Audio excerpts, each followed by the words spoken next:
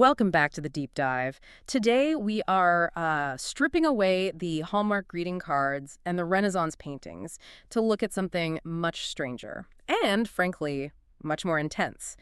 We are talking about angels. It's a topic that suffers from a serious PR problem, doesn't it? It really does, because if I ask the average person on the street to, picture an angel, they're going to describe a chubby baby with wings. Or maybe a very gentle, passive figure playing a harp on a cloud. Exactly. It's comforting. It's peaceful. And it is almost completely unsupported by the ancient texts. That's the thing. So we've pulled together a stack of sources for this deep dive, and we're talking biblical texts like Daniel and Revelation, the letters of Paul. But also some pretty heavy historical theology. Yeah. The writings of Pseudo-Dionysius, the Book of Enoch. Right, and the picture that emerges when you put it all together isn't a choir practice. It looks a lot more like the Pentagon. Or a royal court in the middle of a war. Yes.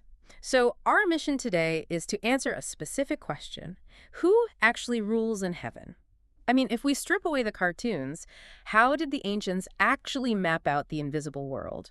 Because according to these documents, it is a rigid, complex, and incredibly powerful government. And just to, set the ground rules before we wade into the deep end. Yeah.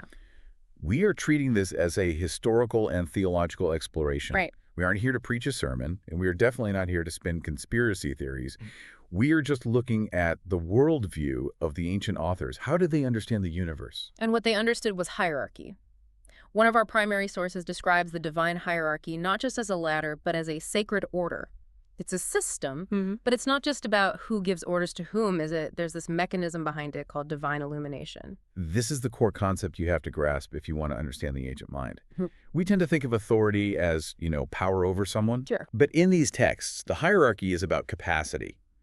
The idea is that the source God is emitting this overwhelming illumination. You can think of it as pure light, pure knowledge, or pure glory. Kind of like a nuclear reactor. Exactly. That's a great analogy. And if you stand right next to a nuclear reactor without shielding, you get vaporized. Okay. So the hierarchy acts as a step-down transformer. The text says each order of heavenly beings participates in this illumination according to its capacity, and then passes that light down to the order below it. So it's a cascade, a Yeah. waterfall of light. Right. The highest orders take the full blast, they filter it, and pass it down to the middle management, who pass it to the lower orders, who eventually pass it on to humanity. It's a chain of command, but the commodity moving through the chain is reality itself. Wow. That is a fascinating way to look at it. It frames the whole structure as a necessity, not just, bureaucracy. You need the layers to handle the voltage. You have to. So let's map out this grid. The sources describe a 3x3 system, 3 hierarchies, each with 3 orders. A perfect 9. Let's start at the top then, the inner circle. Who is standing closest to that reactor? This first hierarchy consists of the seraphim, the cherubim, and the thrones. And the descriptions here are, well, they're wild. Go on. The seraphim, for instance, the name literally translates to the burning ones. Because they're so close to the source? Precisely. They are described as being in a state of perpetual burning revolution around the divine presence. Then you have the cherubim. Now, you have to forget the chubby babies. Right. In the ancient Near Eastern context, a cherub was a hybrid guardian beast, often with the body of a lion or a bull and the wings of an eagle. They are guardians. They are the security team. Exactly. And then you have the thrones. This is where the language really starts to shift toward governance. The thrones are described as the seats of divine authority. They represent the steadfastness of the judgment of God. So that's the top tier. High intensity, non-human, really abstract beings. Then we step down the voltage to the second hierarchy. This is where the names start sounding a little more familiar. Familiar, but maybe not in a religious sense. This tier includes the dominions, the virtues, and the powers. Dominions and powers. I mean, those sound like political terms. They are. Dominions, or kyrites in Greek, it implies lordship. The text suggests their job is to regulate the duties of the angels below them. They're the managers. They ensure the cosmos runs according to the plan. Okay, and the virtues? The virtues are often associated with the movement of the natural elements. Miracles, physics, the actual mechanics of the universe. Okay, but powers sounds a little ominous. It can be. The powers are often described as the warrior class of this middle tier. They are the ones holding back the forces of chaos.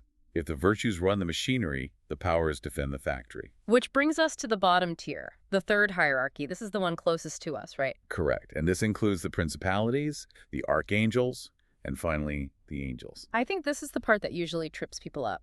We use the word angel to describe the whole species, but technically angel is just the entry-level job title. In this specific taxonomy, yes, it's the lowest rank. Their job is dealing with individuals, you, me, specific messages. Above them are archangels who deal with bigger groups or huge announcements. But look at that top rank of the bottom tier. Yeah. Principalities. Principalities. That sounds like a region, like the Principality of Monaco. That is exactly how you should hear it. And this is where we need to pivot from the theological charts to the biblical text itself, because this is where the big aha moment happens. Okay. When the writers of the New Testament, specifically in Colossians and Ephesians, use these words, thrones, dominions, principalities, powers, they weren't just inventing religious jargon. They were borrowing vocabulary from the Roman Empire. Exactly. Yeah. If you were a citizen of the first century and you heard principality or dominion, you didn't think of wings. You thought of the governor. You thought of the magistrate, the Roman Senate. So when the text says, "For by him were all things created," whether they be thrones or dominions or principalities or powers, it's making a kind of subversive political claim. It is absolutely saying, you think Rome runs the world? You think Caesar is the ultimate authority? No. There is an invisible geography overlaying your physical geography. It reframes the world completely. It implies the invisible world has territories. That's a key insight. It's not just spirits floating around, it's an administration. And our sources point out a very specific line in Ephesians that says, "We wrestle not against flesh and blood, but against principalities, against powers." Against the rulers of the darkness of this world. Right. Spiritual wickedness in high places. This suggests that the hierarchy isn't just a happy, functioning corporation. There's been a split. Some of these seat holders, these principalities, have gone rogue. Yeah, that's where it gets complicated. We're going to get to the war aspect in a moment because that's where all the drama is. But before we do, I want to look at this idea of function. Our source regarding ancient traditions pushes back hard on the idea that angels are just messengers. I know angelos means messenger in Greek, but their job description is way broader. Much broader. The source notes that while some deliver messages, others execute judgment, others command heavenly hosts, that's military language, and others observe humanity. That observe part feels a little surveillance heavy. It's the idea of the watchers. And this transitions us perfectly to one of the most fascinating documents in our stack today, the Book of Enoch. Okay. Now, this isn't in the standard biblical canon for most people, but it was widely read in the ancient world, and it is quoted in the New Testament. And it gives us a list of names. This is the who's who of the hierarchy. Right. We usually only hear about Gabriel or Michael, maybe Raphael if you're knowledgeable. But this list assigns specific portfolios to specific beings. It's incredibly detailed. Let's run through them because it shows you just how managed the ancient universe was thought to be. For sure. Okay, first up, Uriel. The text says he is over the world and over Tartarus. Tartarus, which is a Greek term for the lowest part of the underworld. It's the prison for the Titans in mythology, and here it's the prison for fallen spirits. So Uriel is the warden. Essentially, he oversees the containment unit of the cosmos. He's not floating on a cloud. He's walking the perimeter of a supermax prison. That is a heavy visual. Then we have Raphael. The text says he is over the spirits of men. This is usually interpreted as healing or guiding. He deals with the human condition, the spirits of people. But here is the one that really stopped me in my tracks, Ragio. The text says he takes vengeance on the world of the luminaries. Luminaries, meaning the stars and planets. Takes vengeance on the stars. What did the stars do wrong? This is where we have to get into the ancient cosmology. They didn't see stars as big balls of burning gas and nuclear fusion. Right. They saw them as associated with spiritual beings. The stars were living entities, or at least the visible representation of them. So when the text talks about stars wandering or not rising in their appointed time, It's seen as an act of rebellion. A star that goes off course is a soldier deserting his post. Raguel is the enforcer who keeps the celestial clockwork running. It implies the laws of physics aren't just automatic, they're enforced. that is mind-blowing. It paints a picture of a universe that is constantly threatening to slide back into chaos, and these beings are the structural supports holding it together. Exactly. It's active management. And then you have Gabriel, who is over paradise and the serpents and the cherubim. That's quite a mix. Paradise the garden, cherubim the guardians. And serpents. It suggests Gabriel is in charge of the boundaries. He watches the line between the holy and the dangerous. And finally in this list, we see Michael. He is described as being set over the best part of mankind and over chaos. Over chaos. That fits Michael's role perfectly as we see it in other texts. He's the warrior. He is the one who keeps the entropy at bay. And that brings us to the most dramatic example of this hierarchy in action. We need to talk about the Book of Daniel. Because up until now, we've talked about structure thrones, dominions, watchers. It sounds very static. But Daniel gives us a story about conflict within that structure. This is, without a doubt, the clearest glimpse we get into territorial spirits in the Bible. It turns all of the theory into a narrative. So set the scene for us. The prophet Daniel is in exile. He's been fasting and praying for 3 weeks, 21 days, just mourning and waiting for an answer from God about the future of his people. Finally, a messenger appears, a glorious being. But the messenger has an excuse for being late. Yeah. And it wasn't traffic. No. The being tells Daniel, "From the first day, thy words were heard, and I am come for thy words." So the dispatch was immediate. The prayer was heard instantly. But then he drops this bombshell. "But the prince of the kingdom of Persia withstood me 21 days." Okay, let's unpack that. The Prince of Persia. He isn't talking about Cyrus the Great or some human guy in a palace, is he? It's physically impossible for a human king to block a spiritual being for 3 weeks. The context here demands a spiritual ruler. Remember those principalities we talked about earlier? The geographic rulers. Exactly. The text implies that the nation of Persia has a spiritual entity, a prince governing it from the invisible realm. And this entity is hostile to Daniel's God. It was strong enough to intercept a divine courier and hold him in a stalemate for 3 weeks. That reframes the entire concept of prayer in this worldview. It wasn't just a transaction I ask, God gives. It was an act of war. Information had to be fought for behind enemy lines. It's a terrifying thought. The sky isn't empty, it's a battlefield.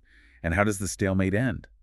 The messenger says, "But lo, Michael, one of the chief princes, came to help me." Enter the heavy hitter. Michael forces a breach. He engages the Prince of Persia, allowing the messenger to slip through to Daniel. And notice Michael's title here, one of the chief princes.